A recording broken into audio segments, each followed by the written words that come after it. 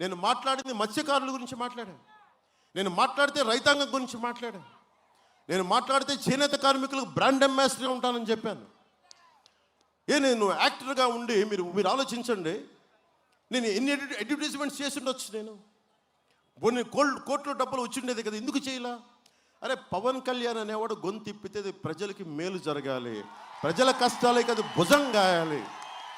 ఈరోజు పాలిటిక్స్లోకి వచ్చానని కాదు, ఇది నా సోషలిస్ట్ లక్షణం, ఇది నా సోషలిస్ట్ భావాలు తాలూకు ప్రతిరూపం ఇది.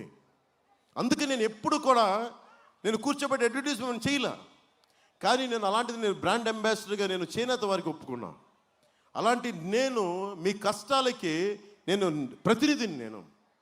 మీరు అసెంబ్లీలో ఇప్పుడు దాకా తిట్లు తిట్టేవాళ్ళు చూశారు, బూతులు తిట్టేవాళ్ళని చూశారు. కానీ ఫస్ట్ టైము ఒక సమూహం, రేపు పొద్దున చట్టసభలో కూడా ఈయన కూడా ఉంటారు, ఒక ఎమ్మెల్సీగా ఖచ్చితంగా వెళ్ళబోతున్నారు వర్మ గారు. దానికి సంపూర్ణంగా నేనేం చేయాలో చేస్తాను కదా. అలాంటి బాధ్యత గల వ్యక్తిని ఎమ్మెల్సీగా చూడాల్సిన బాధ్యత నాకుంది. ఖచ్చితంగా దాన్ని ముందుకు తీసుకెళ్తాను. ఇలాంటి వాళ్ళందరం కూర్చొని మేము మాట్లాడతాం. సో ఇన్ని దశాబ్దం పాటు నేనేం మాట్లాడాను? పేద ప్రజల కోసం మాట్లాడా, మానవ హక్కులు భంగం అవుతుంటే మాట్లాడా, ఒక మత్స్యకారులు జీవో 217 దాదాపు కొన్ని లక్షలాది మందికి పొట్ట కొడుతుంటే జీవోని చించేశాను. దానికి నాకు ఇచ్చిన ఏంటి జగన్ తిట్టేది? ఇంట్లో ఉన్న నా భార్యను తిడతాడు, పెళ్ళాం అంటాడు. ఈ 4వ పెళ్ళానికి ఎలా చెప్పాలో నాకు తెలియట్లా. అని మనం పెళ్ళాం అనే పదం తప్ప అని మాట్లాడచ్చు. అరే నా భార్య రాజకీయాల్లో ఉంటే నువ్వు తోలనాడినా ఒక అర్థం ఉంటుంది. అరే నా పాపం తను ఎక్కడో కూర్చొని పిల్లలను చూసుకుంటూ ఉంటుంది. అంతకుముందు నాకు మ్యారేజ్ అయింది, నేను కాదంటలా. నేను ఎక్కడ అబద్ధాలు చెప్పాను? అఫీషియల్గా కొన్ని జీవితాలు కుదరం, విడిపోయాం.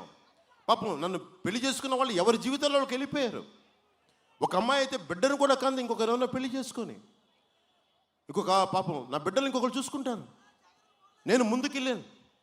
కానీ అలాంటి వాళ్ళని గుట్టుగా బతుకుతున్న వాళ్ళని కూడా జీవితంలో తీసుకొచ్చి పెళ్ళాలు అంటే నాకు ఒకటే అనిపిస్తే, నాకు భారతి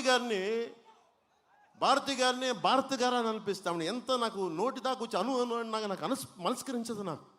అది నా సంస్కారం. అది నా తల్లిదండ్రులు లేదా శ్రీపాద శ్రీవల్లభుడు నాకు తాలూకు సంస్కారం. నాకు ఆయన కృప ఏంటది నాకు అట్లా అనాలనిపించదు నాకు. ఎందుకంటే నన్ను అన్నప్పుడు మీరు సంతోషపడకండి, చంద్రబాబు గారు అన్నప్పుడు సంతోషపడకండి, 30,000 మంది ఆడపిల్లలు అదృశ్యమైతే సంతోషపడకండి. రేపొద్దునది మీకు కూడా జరుగుద్ది. అది మర్చిపోకండి. ఇది చాలా చాలా ఆలోచించి తీసుకోండి నిర్ణయాలు ఇవి. ఈ రోజున మనం గెలిచేది ఒక ఎన్నికల కోసం కాదు, మీ భవిష్యత్తు కోసం, ఒక తరం భవిష్యత్తు. మీరు 5 సంవత్సరాలు 420 కోట్లు పెట్టే జట్టీని నిర్మించలేని వాడు ఇంకొకసారి ఎన్నికలు వచ్చి 10,000 రూపాయలు ఇవ్వచ్చు మీకు.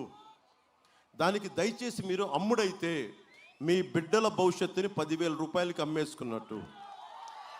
కానీ మేము వస్తే మీ బిడ్డల భవిష్యత్తు కాదు, మీ బిడ్డల మనవడి భవిష్యత్తు కూడా మేము పునాది వేస్తాం. ఈరోజు నేను మీకు మాటిస్తున్నాను కదా, జట్టీని శరవేగంతో నిర్మించే హామీ బాధ్యత వర్మ గారు నేను తీసుకుంటాం.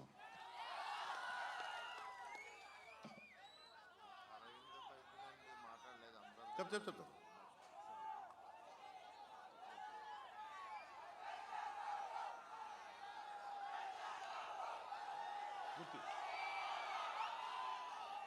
ముఖ్యంగా మత్స్యకారులకు సంబంధించి ఇప్పుడు అరవిందో పైప్ లైన్ కానీ, ఓఎన్జీసీ పైప్ లైన్ కానీ, రిలయన్స్ పైప్ లైన్లు కానీ ఏదన్నా మీకు ఇబ్బందులు వస్తే, ఇక్కడ డ్రిల్లింగ్ చేసినా మనకి కంపెనీ ఇక్కడ దాకా వస్తుంటున్నాం అని చెప్తా ఉన్నారు. నేను దేశ